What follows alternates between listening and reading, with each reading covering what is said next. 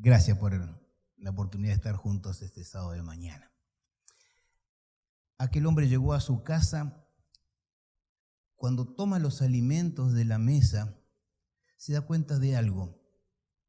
Sus ojos le dicen que tiene alimento en su mano, pero la punta de sus dedos no sienten que tiene el alimento. No dijo nada, pero quedó muy preocupado. A los pocos días, y sí, la insensibilidad aumentó, aparecieron manchas blancas y bueno, la lepra estaba declarada. Y en aquel entonces, y ustedes conocen perfectamente el relato del Evangelio, la lepra le llamaban el castigo de Dios. No solamente perdía todo derecho social, sino hasta religioso. Y la persona se sentía hasta condenada por Dios. Totalmente desechable. Cuando la persona en la antigüedad tenía lepra, era expulsada de la ciudad, no podía despedirse de sus seres queridos, ni siquiera con un abrazo. Algo experimentamos, muy levemente, pero algo experimentamos en estos 2 años. Y aquellos que somos tan abraceros y toqueteros, ¿no? Nos gusta sentir el contacto con la otra persona, el tener que saludarte, y ahora con el puñito, ¿no? Pues necesitamos ese contacto. Pero aquel hombre tuvo que recoger aquellas prendas que su familia le tiraba y retirarse de las ciudades y en algunas cuevas juntarse con otros de la misma condición. Imagina aquel hombre pensando, ¿por qué a mí? ¿Yo soy peor que aquellos que están en la ciudad? ¿Soy más pecador acaso? ¿Por qué los otros no se enferman y yo sí? ¿Por qué a los demás no se los desprecia y a mí sí? En aquellas circunstancias, los niños ya eran legalmente huérfanos y la esposa era legalmente viuda. Ya no había más nada para hacer. Me imagino la conversación de aquellos hombres que compartían esa situación de la lepra, contando quizá los padecimientos, los dolores, cubriéndose con vendas, porque así lo relatan las historias de la antigüedad, para que los trozos del cuerpo de la persona no se cayese. El olor habrá sido tremendo. No solamente un desprecio de la sociedad, sino también desprecio a sí mismo.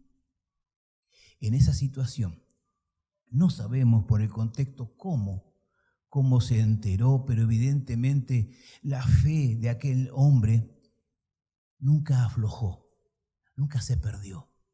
Quizás recordando la experiencia de Job, recuerdan Job capítulo 19, versículo 25.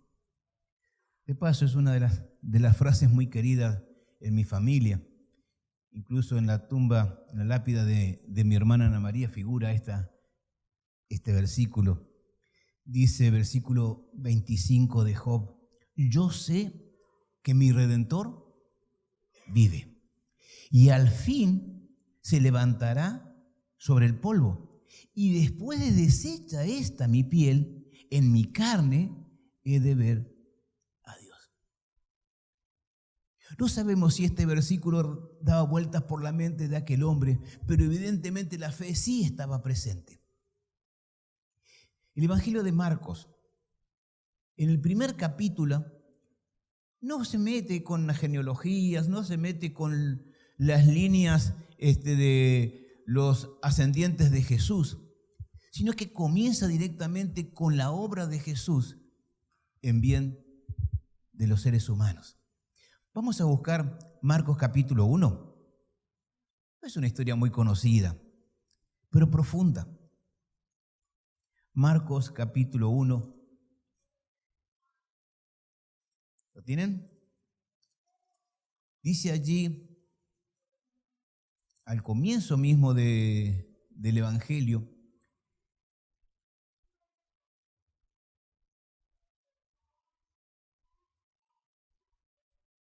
Vino a él, versículo 40, vino a él un leproso rogándole, e hincada la rodilla, le dijo, si quieres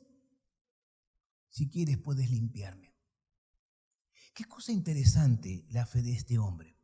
No le dijo, si eres hijo de Dios, cúrame. ¿Puedes explicarme, Jesús, por qué los otros no sufren como yo? ¿Me puedes explicar por qué yo sí estoy enfermo de esta lepra mortal y los otros no? ¿Acaso son mejores que yo? Señor, siempre he tenido fe en Dios. ¿Por qué me pasa a mí? Señor, tú eres el Mesías. Demuestra delante de todos estos que están acá mirando que tienes poder y sáname. En ningún momento se le cruzó ni siquiera por la mente de aquel hombre que él merecía algo. No merecía absolutamente nada, porque era un leproso, un despreciado, condenado a la muerte. Y ahí de rodillas expresa este ruego del fondo del clamor de su corazón. Si quieres, si te place, aquí estoy. Como cantamos en el himno, tal como soy. ¿Qué tenía aquel hombre para dar a cambio del milagro de Jesús? Absolutamente nada. No tenía familia, no tenía posesiones, y los trapos que cubrían su cuerpo, esos más vale ni entregarlo. Ahora es interesante la respuesta de Jesús. Versículo 41. Y Jesús, teniendo misericordia de él, extendió la mano. ¿Y qué hizo? Le tocó. Antes de Jesús obrar el milagro, se acerca aquel hombre y lo toca, diciéndole, no estás solo, siento el dolor contigo. Qué cosa extraordinaria. Aquel hombre que no tenía absolutamente nada para entregar a cambio, pero sí tenía fe, se acerca a Jesús a rogarle misericordia. Y dice el versículo 41 que Jesús, movido a misericordia, le toca. El toque del Maestro. Ustedes habrán visto algún video por allí de algún viejo violín que era destartalado y nadie daba nada por ese instrumento tan estropeado hasta que se lo afina el maestro, toca, y entonces la reflexión final era el toque del Maestro hace la diferencia. Y aquí encontramos a este hombre sintiendo el toque del Maestro, pero no el toque casual, no el toque de lástima. Ya Jesús había experimentado ese toque. ¿Recuerdan cuando la mujer enferma de tantos años toca el manto y pregunta a Jesús a la multitud, ¿y quién me ha tocado? Y Pedro diciendo, ¿cómo quién te ha tocado, Maestro? Todos te tocamos. No. Poder ha salido de mí. Ese toque es un toque de poder. Un toque que transforma. Un toque que pasa de muerte a vida. Y entonces agrega el versículo 41. Después de tocar Jesús, aquel hombre le dijo, quiero, sé limpio.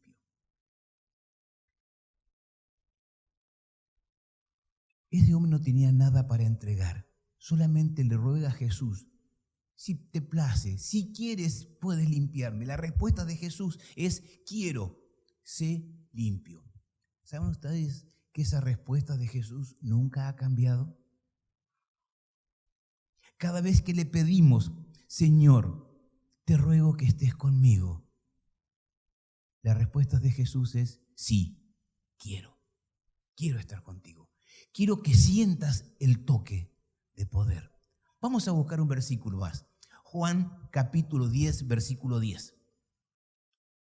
Miren lo que dice aquí. Juan 10, 10. Versículo corto.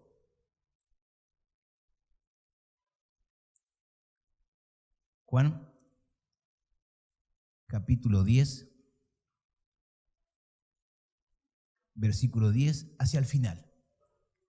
Dice, yo he venido para que tengan vida. ¿Qué clase de vida?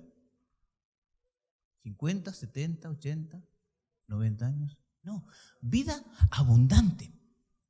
A veces, cuando van pasando los años, y algunos nos conocemos hace muchos años, el ser humano quiere agregar años a su existencia, años a la vida. Pero el creyente no está preocupado de agregar años a la vida, sino agregar vida a los años que el Señor nos da. En esta vida, pocos o muchos, no importa. Lo importante es la vida abundante, que ese toque de Maestro nos lleva a la vida eterna. Y aquel hombre lo entendió. Marcos capítulo 1, versículo 41, esa expresión que habíamos de leer recién. Quiero ser limpio. Puede ser que quizás no sienta que el Señor me esté curando el alma. Puede ser que sintamos como que el Señor se tarda demasiado. Como alguna vez analizamos el Salmo 40. Dios mío, no te tardes. Los tiempos del Señor no son nuestros tiempos, pero los tiempos del Señor siempre son mejores que nuestro tiempo. Aquel hombre, no sabemos cuántos años o cuánto tiempo pasó viendo su cuerpo degradarse, pero no se degradaba su fe. Por eso de rodillas le rogó a Jesús, Señor, tengo la fe suficiente para creer que tienes poder para limpiarme. No te reclamo nada, pero si quieres, si es tu placer limpiarme, aquí estoy. Esta es una historia muy interesante de un hombre que estaba enfermo. Pero vamos a ver lo que dice el Antiguo Testamento, el libro de Isaías, el capítulo 1.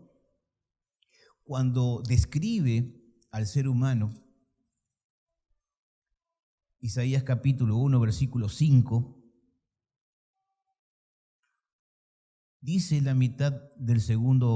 segunda parte del versículo 5, toda cabeza está enferma y todo corazón doliente. Desde la planta del pie hasta la cabeza no hay en él cosa sana, sino, ¿qué dice? Herida, hinchazón y podrida llaga. No están curadas, ni vendadas, ni suavizadas con aceite. ¿Saben ustedes que la realidad de aquel hombre leproso que veía su cuerpo descomponerse en vida es lo que dice la palabra de Dios, que es así el ser humano lejos de Dios? Dice que no tenemos nada bueno desde la planta del pie hasta la cabeza, no tenemos absolutamente nada que merezca la misericordia de Dios. De ahí la grandeza de las misericordias de Dios.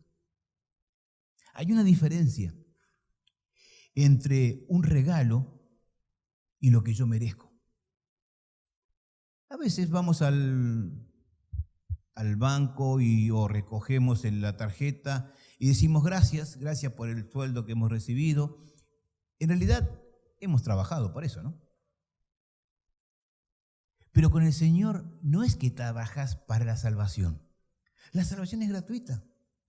Aquel hombre no tenía nada para ofrecer. Aquel despreciado, hincado de rodillas, le dice, Señor, no tengo nada para darte. Lo que ves, esta podredumbre, es lo único que tengo.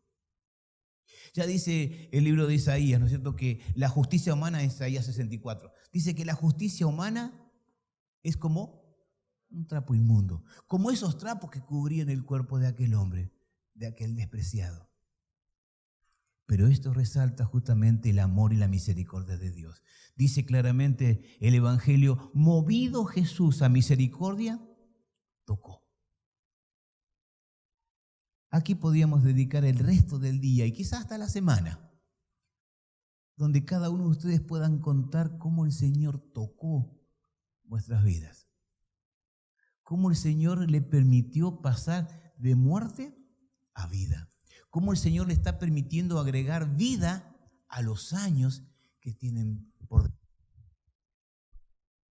No importa cuántos. Se quedó sin batería. No importa cuántos. Lo importante es esa vida que el Señor agrega a nuestros años, para que sea de victoria para el Señor.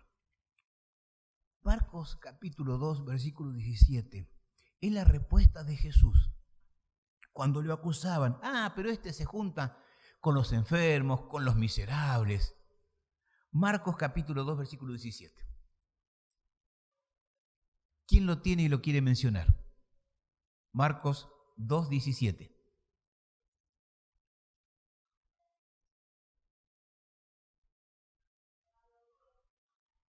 Fuerte, fuerte, ¿eh?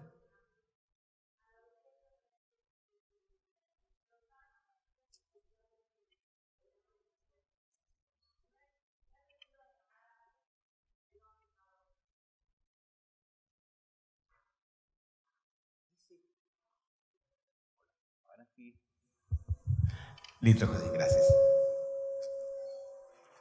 Dice Jesús, ¿quién no viene a buscar? Vamos a ver.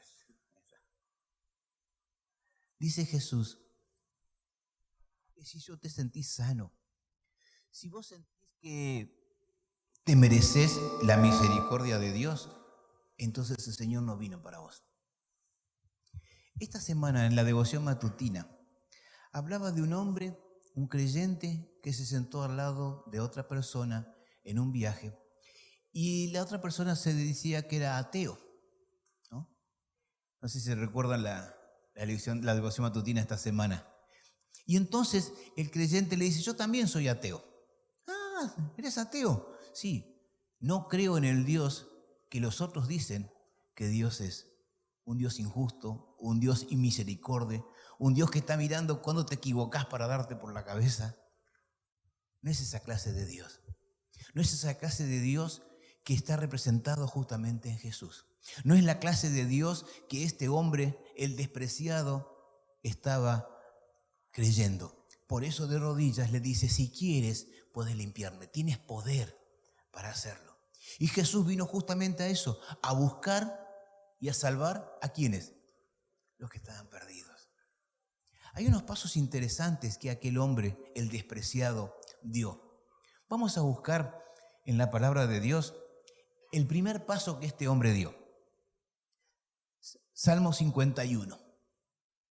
Salmo 51, los primeros 4 versículos. Podríamos leer todo el capítulo, pero vamos a concentrarnos solamente en los primeros 4 versículos. Salmo 51. Muy conocido este salmo.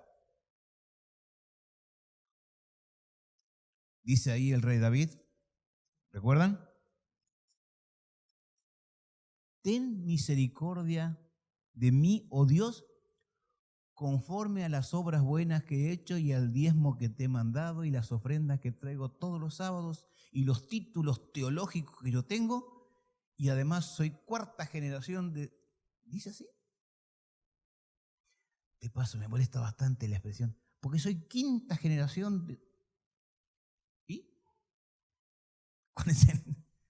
Dice aquí, conforme a tu misericordia, conforme a la multitud de tus piedades, borra mis rebeliones, lávame, no un ratito, lávame más y más de mi maldad, límpiame de mi pecado, porque yo reconozco mis rebeliones y mi pecado está siempre delante de mí. Contra ti solo he pecado y he hecho lo malo delante de tus ojos, para que seas reconocido justo en tu palabra y tenido por puro en tu juicio. Interesante como expresa el rey David. Sí, porque todos somos pecadores, todos tenemos defectos, todos luchamos con nuestras imperfecciones. No. Aquí David dice, yo he pecado. Yo reconozco mis rebeliones y mi pecado está siempre delante de mí. Y gracias por tu misericordia, porque yo no merezco absolutamente nada. Si quisiéramos indicar o resaltar algunos pasos que aquel despreciado leproso dio, diríamos que el primer paso es primero reconocer, sentir la gran necesidad de Dios. Sentir que no puede solo. Los seres humanos, desde más pequeño, decimos, yo solito. Ustedes si han tenido niños en la casa y algunos todavía disfrutan de ese privilegio, cuando le quieren ayudar dicen, no, yo solito. Y terminan golpeándose, lastimándose por ese deseo de yo solito. Pero el ser humano, cuando reconoce y se da cuenta que no puede solo, dice claramente aquí el rey David, yo reconozco mi pecado. Primer paso entonces, sentir, y agregamos un detalle más en ese primer paso, sentirlo y reconocerlo. Jeremías capítulo 21, versículo 22. Jeremías 21, 22. Dice ahí el profeta. Jeremías 21, 22. Perdón, 2, 22.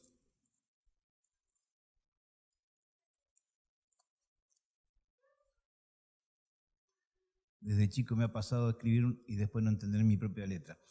Jeremías capítulo 2, versículo 22. Eso para ver si estaban atentos. Bien, Diego, bien atento. Dice, no tienen tanto versículo. Dice capítulo 2, versículo 22, aunque te laves, ¿con qué dice? Con lejía, o como dicen los uruguayos, con agua de jane, aunque te laves con lavandina, aunque te refriegues, dice, no podrás limpiarte. Aunque te laves con lejía y amontones jabón sobre ti, la mancha de tu pecado permanecerá aún delante de mí, dice Jehová. No es hechura humana. Aquella preciosa descripción de lo que es justificación por la fe, dice Elena G. de White, justificación por la fe es la obra de Dios, que abate al polvo el orgullo humano y hace por el hombre lo que él no puede hacer por sí mismo. ¿Ese hombre podía curarse a sí mismo? No, se estaba muriendo.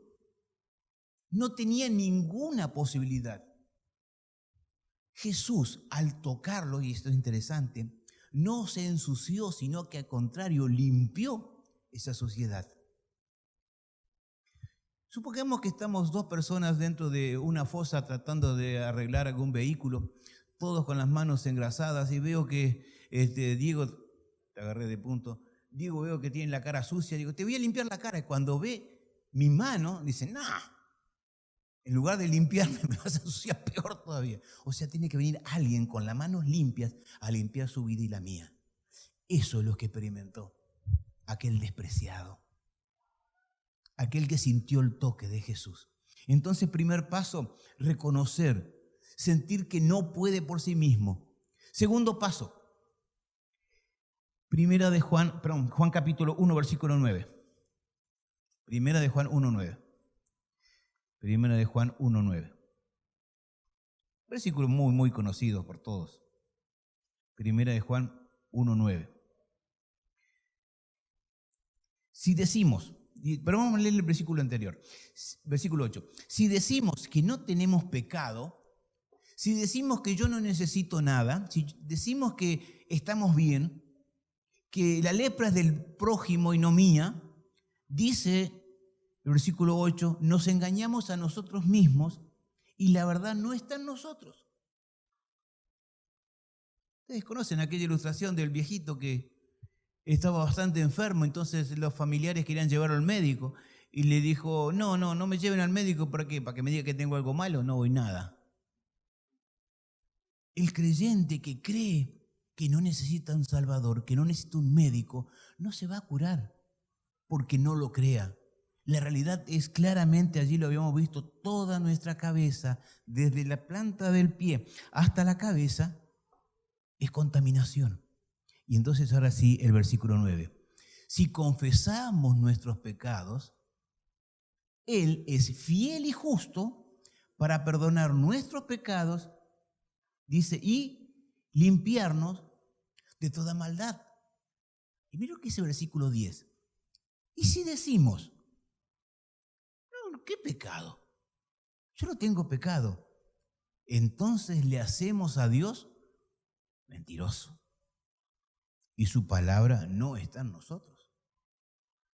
Cuenta mi padre cuando en 1950 fueron por primera vez a la iglesia de Tandil, recién conocían la verdad y fueron a escuchar, no me acuerdo cuál de los evangelistas de aquella época. Y entonces en un momento el predicador dijo, ¿y qué se siente pecador?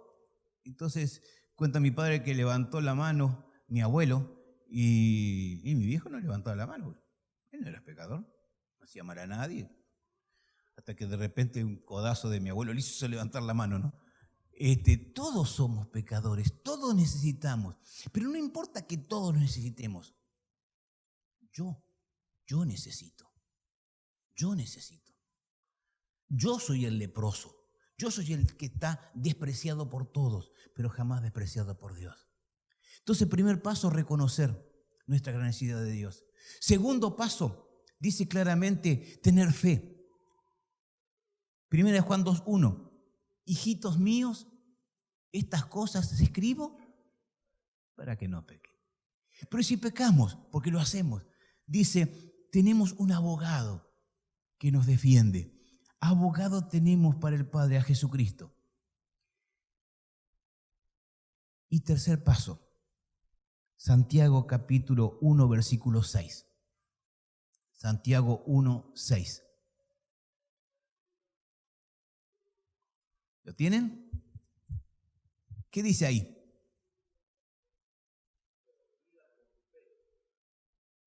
No dudando nada, dice. Pedir. No solamente intelectualmente reconocer nuestra necesidad, sino que rogar que el Señor tenga misericordia de nosotros. Pida, porque el que pide, recibe. Claramente lo dice el Evangelio. Aquel leproso, dice el Evangelio, que cuando escuchó la palabra de Jesús, quiero ser limpio, la transformación fue inmediata. Ustedes conocen que después de este incidente hubo otro incidente de leprosos en la zona de Gadara y la respuesta no fue tan inmediata. Dice que mientras iban corriendo, y a veces pensamos que el Señor tiene que obrar no el milagro porque lo necesitamos, porque si no, no podemos seguir, y que tiene que ser de cierta manera, tiene que ser instantáneo, así como aquel leproso. O como el ciego. Pero hay otros ciegos que recibieron el milagro, pero le dijo Jesús, ve a lavarte en el estanque de Siloé, ¿recuerdan? Otros recibieron inmediatamente la vista.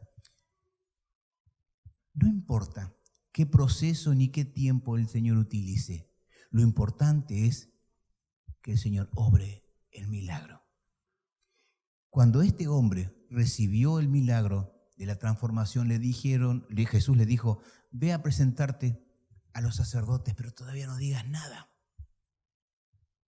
No digas nada. ¿Por qué? Porque si el hombre diga, ya estoy curado, miren que estoy curado gracias a Jesús, dice que eso hubiese impedido que Jesús accediese. Pero después de salir de ese grupo de sacerdotes que dijeron, sí, estás curado, aquel hombre no se pudo quedar callado y dice que alababa a Dios y era tanta la fama que este hombre comenzó a distribuir acerca de Jesús que ya Jesús no podía ir a las ciudades. Ahora, el agradecimiento de este hombre será el agradecimiento que yo tengo para Dios. Les leo la última cita. Desde lejos el leproso percibe algunas palabras del Salvador.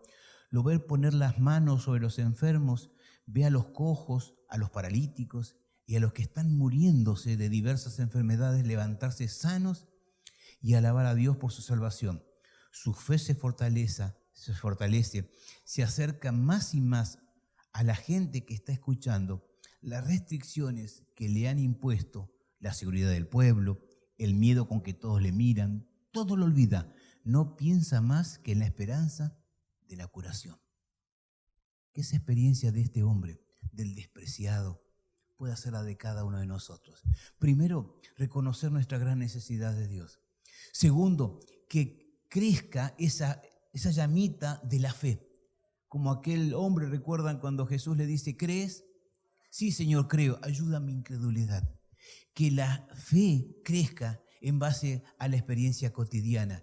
Y tercer paso, pedir con fe. Como bien describe el apóstol Santiago, pero pida con fe, no dudando nada, porque el que duda es como la onda del mar que va de aquí para allá, pero el que cree se mantiene firme. Que la experiencia de aquel despreciado transformado ahora en un discípulo sea la experiencia de cada uno de nosotros. No importa el desprecio que los demás puedan sentir, el horror que los demás puedan sentir, la vergüenza que los demás puedan sentir por nuestra experiencia. Lo importante es encontrarse con Jesús y sentir el toque del Maestro. Que Dios nos bendiga.